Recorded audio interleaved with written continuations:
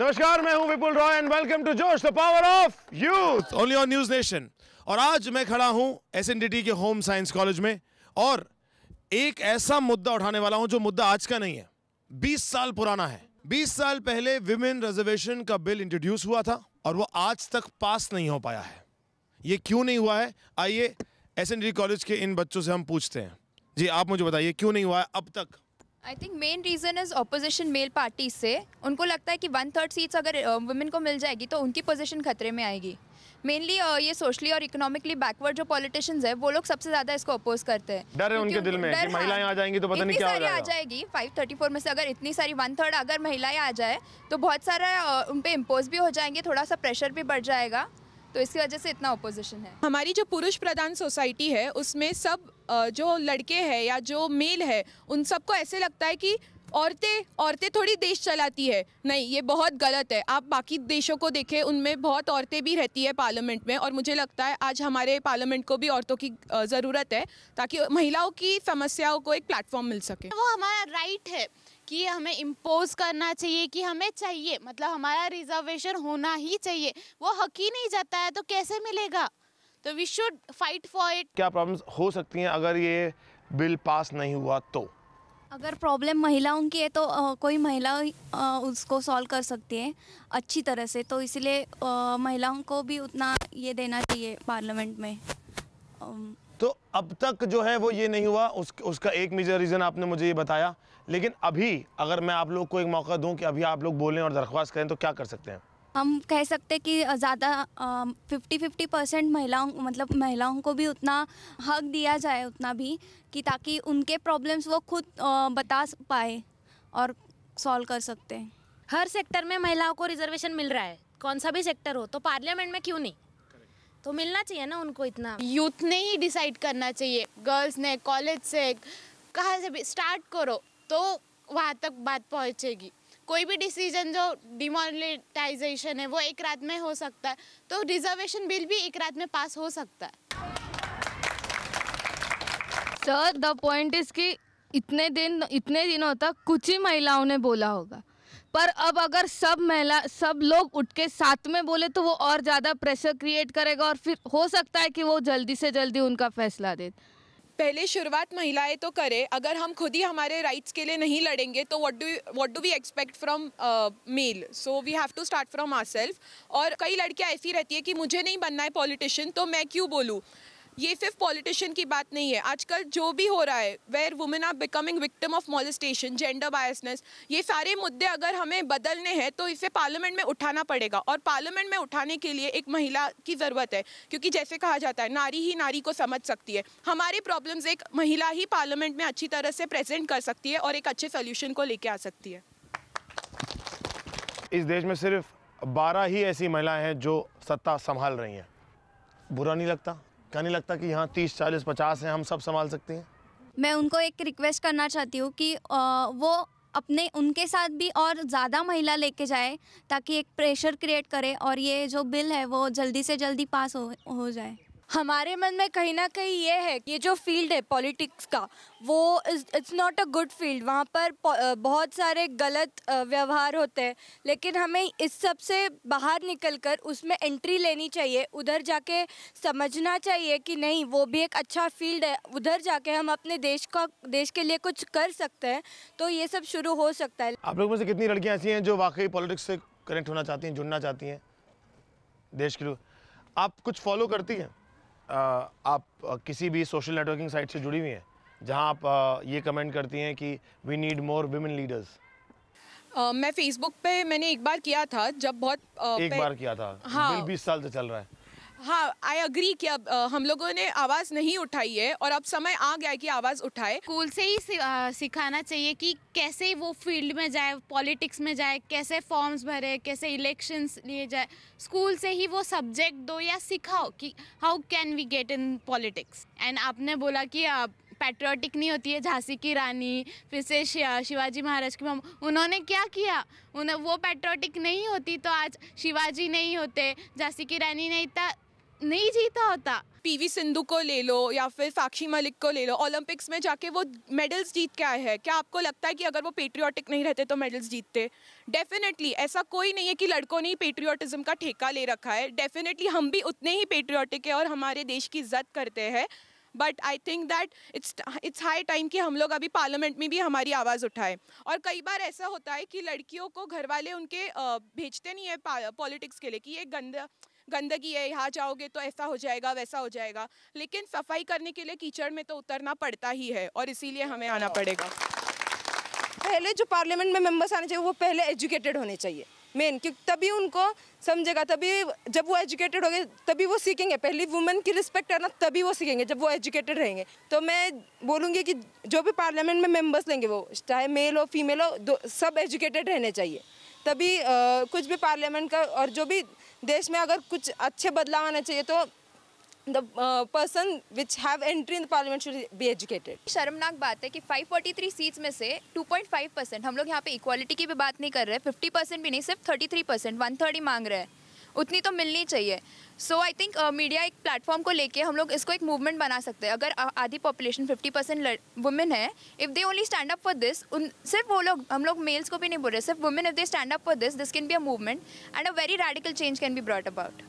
50% महिलाएं हैं, कम से कम वही खड़ी हो जाए तो भी बहुत बड़ा चेंज आ सकता है। We are the creator of mankind, और आप कौन होते हैं हमें रोकने वाले और हमें कहने वाले कि आपको सिर्फ 12 सीट मिलेगी, हमें 1/3 मिलेगी। और अगर हम सब उठ के ये आपके सामने आएंगे और आवाज़ उठाएंगे तो आप हमें रोक के दिखाइए। हर एक सक्सेसफुल आदमी के पीछे एक औरत का हाथ होता है, एक सक्सेसफुल नेशन के लिए भी तो एक औरत का हाथ चाहिए, तो उन्हें प्लीज़ रिजर्वेशंस दीजिए। India is a paternally dominated country, that is, it is always dominated by males. Somewhere or the other, I think that women are not aware about their politic problems going around. So I think that women must use the right to information act and should make themselves aware that is really going into politics good, as in not good, but will it take a real stand or not, so that we can actually stand for ourselves. Otherwise, if tomorrow another Nirbhaya is raped, all we say is अरे यार ये लड़के तो ऐसे ही होते हैं, but we never look into ourselves कि did we take the right part, कि मैंने मेरे हिसाब से कुछ किया ताकि ये एक्ट ना हो.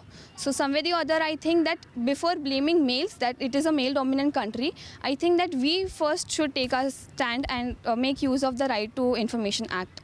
हम ऐसे नेशन में रहते हैं जहाँ पे मेल डोमिनेंस ये तो कहती है कि नहीं आपको रिजर्वेशन नहीं मिलेगा, पर जब बात इस पे आती है कि इसका रेप हो गया उसका रेप हो गया, तब सब मर्दानगी जाती है, तो एक बाप का प्यार जागता है, एक भाई का प्यार जागता है, मेरी बहन के साथ ऐसा हुआ, मेरी बेटी के साथ ऐसा हुआ, तो तब सब पेटिशन पे निकलते हैं कि ये साइन करो, ये पेटिशन साइन करो, इसके साथ न्याय होना चाहिए. और जब इसकी बात आ रही है रिजर्वेशन की, अगर आप रिजर्वेशन के लिए भी पेटिशन बनाओगे, सब मेल्स को कह रही हूँ मैं, तो फिर आपके लिए कभी ये नौबत ही नहीं आएगी कि आपकी बेटी के लिए आपको पेटिशन बनाना पड़े. So please start the petitions and sign for it, and let women govern the politics by 1/3. I just request all the males to sign with women, along with women. यहाँ बातचीत चल रही थी कि जो बिल, विमेन रिजर्वेशन का bill जो 20 साल पहले प्रेजेंट किया गया था, वो अब तक पास नहीं हुआ है. क्यों नहीं हुआ है, इस बारे में हमने देश के अलग अलग कोनों में जाकर युवाओं से, लड़कियों से पूछा, उनका क्या कहना था, सुनिए. हमें 20 साल लग गए इस रिजर्वेशन बिल को लाने में, मतलब अभी भी वो पूरी तरीके से लाया नहीं गया है इसमें. बट ये है कि जहाँ हम 33% रिजर्वेशन की बात करते हैं, मेरे हिसाब से और मेरे पॉइंट ऑफ व्यू से कम तो 50% होना चाहिए, क्योंकि हम जहाँ जेंडर इक्वालिटी और बहुत सारी चीज़ों के बारे में बात करते हैं, हमारा सोशलाइजेशन, हर जगह हम वुमेन्स और मेंस को एक सेम प्लेटफॉर्म पे देखना चाहते हैं. तो उस हिसाब से जब हम 33% रिजर्वेशन और वुमेन्स को एक पॉलिटिकल फ्रंट पे देखते हैं, तो कहीं ना कहीं वो 50% रिजर्वेशन होगा, तभी मेरे ख्याल से इक्वालिटी वाली बात हो जाएगी. जब तक हम वुमेन्स का पॉलिटिकल पार्टिसिपेशन नहीं होगा, तब तक हम इक्वालिटी की बात नहीं कर सकते. 2010 में राज्यसभा में जब इस बिल पे वोटिंग हुई थी, जब ये पास हुआ था, उस टाइम लोकसभा में हमारे पास 3 स्ट्रॉन्ग वुमेन लीडर्स थे. पार्टी प्रेसिडेंट खुद कांग्रेस पार्टी की सोनिया गांधी थी, leader of the opposition Sushma Swaraj थी, स्पीकर मीरा कुमारी थी. ऐसे सिनेरियो के बाद भी अगर women reservation bill pay Lok Sabha में वोटिंग ही नहीं हो पा रही, तो आप समझ सकते हैं कि हाँ, कैसे लोगों ने उसको उस समय रोकने की कोशिश करी होगी और क्यों वो ज़रूरी है कि फिर से वो बिल आना चाहिए पार्लियामेंट में. प्रॉक्सी पॉलिटिक्स हुई है। हाँ कि महिला पंचायत है लेकिन भाई पति ही चला रहे हैं वहाँ गांव में।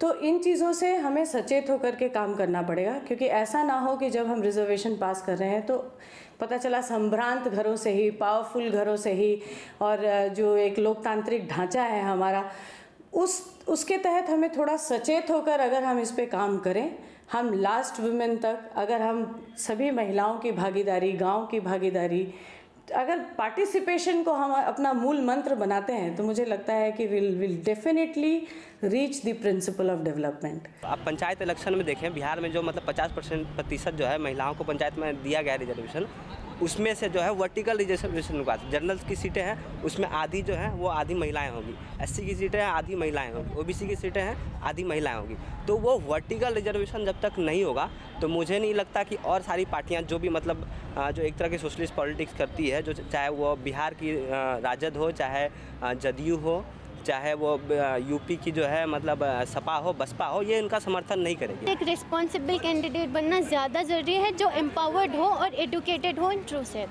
15वीं लोकसभा में मुझे लगता था कि ये वुमेन रिजर्वेशन बिल पास हो जाएगा।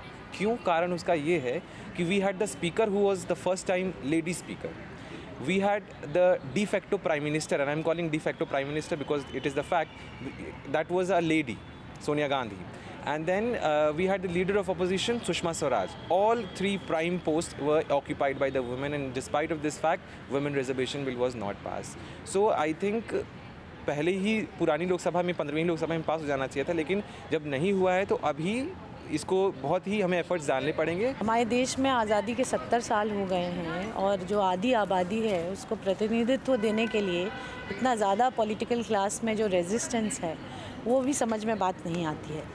ये जो प्रतिनिधित्व का मसला है वो तो सिर्फ 33% का ही मसला है, जो कि काफ़ी पहले हो जाना चाहिए था पार्लियामेंट में। हमने पंचायत में तो उसको इनैक्ट कर दिया है, लेकिन अभी तक हम पार्लियामेंट में नहीं कर पाए। विमेंस का एक पार्टिसिपेशन होना ज़रूरी इसलिए बन जाता है क्योंकि विमेन जितनी अपनी नीड और इश्यूज़ के बारे में ज़्यादा अच्छे से जाती है। एज अ मैन आप भी नहीं जानते, एज अ मैन मैं अगर मैन होती तो मुझे भी नहीं पता होता। फॉर देम एक डिसीजन मेकिंग पॉलिसी के लिए इम्पॉर्टेंट है।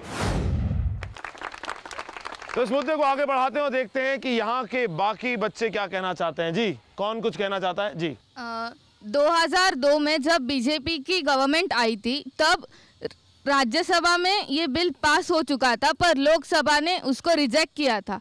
तो हम लोगों की ये मोदी जी से दरख्वास्त है कि अब जब आपकी गवर्नमेंट वापस आई है तब आप हम लोगों के लिए ये बिल पास करवाए। जो लोग ये कह के इस बिल को रोक रहे हैं कि अगर रिजर्वेशन दे भी दिया तो वो 33% भरेगा कौन, तो मैं उनसे ये कहना चाहूँगी कि आप आईआईटी और आईआईएम में तो रिजर्वेशन दे रहे हो और वो भी कास्ट बेस पे भी दे रहे हो और वो फिल अप हो रहे हैं, तो यहाँ पे दीजिए। उसे भरना कैसा है वो हमारी प्रॉब्लम है, आप पास तो करके दिखाइए। कास्ट रिजर्वेशंस इतनी मिलती है एजुकेशन के लिए, सबके लिए, तो पार्लियामेंट्स में वुमेन को क्यों नहीं मिलना चाहिए। हम व्हाट्सएप पे, फेसबुक पे, कहाँ पे भी हम छोटे फालतू से जोक शेयर कर सकते।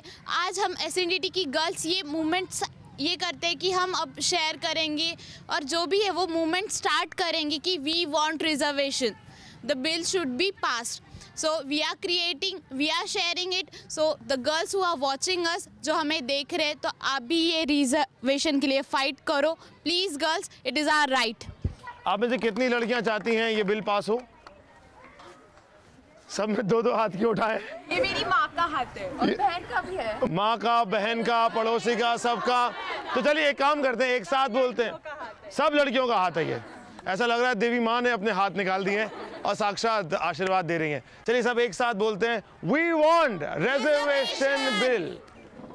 मुझे लगता है ये इंडियन टेलीविजन के इतिहास में, न्यूज़ के इतिहास में ऐसा पहली बार हो रहा है जो सब महिलाएं मिलकर मेरे साथ एक प्लेज ले रही हैं। हम सब एसएनडीटी की लड़कियां ये प्लेज करते हैं कि इस मुद्दे को आगे बढ़ाएंगे, हमारा हक इस बार लेके रहेंगे। So we pledge, we want the reservation bill to be passed, और ये अब बिल पास होके रहेगा।